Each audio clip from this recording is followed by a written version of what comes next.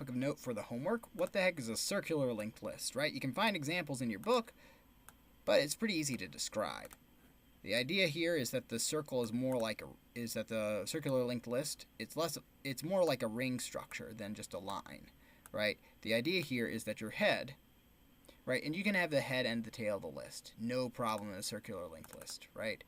You've got a head, just like we would normally in a circular linked list. And I'm going to simply do these as singly linked, although they can be doubly linked. But I'm going to do this as a singly linked list just for the sake of simplicity. I'm going to put a tail here.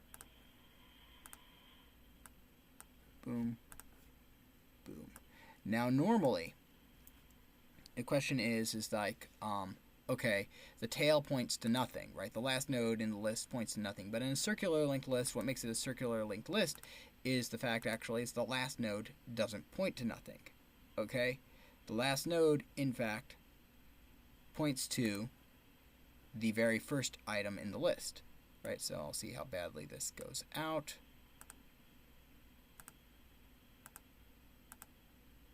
Right? The last item in the list points to the very first item in the list. So head.next.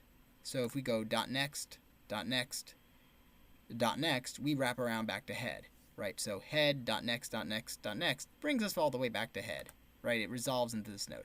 Head gives us this node. Head.next gives us the second node. Head.next, .next gives us the tail. Head.next, .next, .next gives us the head. Head.next, .next, .next, .next, whoops, gives us the node in the middle, right? The only difference is that we have to attach the head. Sorry, is that we attach the tail to the head. So a big thing you should remember, by the way, is that what happens when we have when you're building this and coding this up.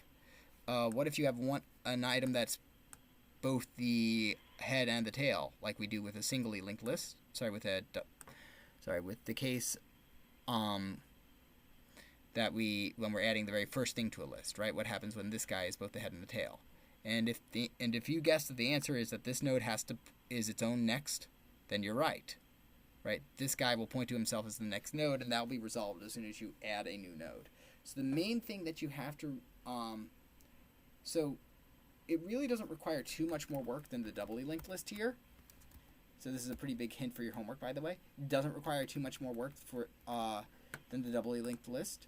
But the big thing is that whenever you edit the head or edit the tail, you need to make sure that the tail points to the appropriate node, that it wraps back around to the appropriate node.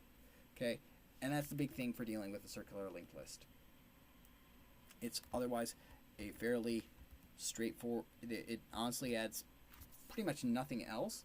Now this is useful when you're simulating something that is a ring, which we'll see in the homework problem.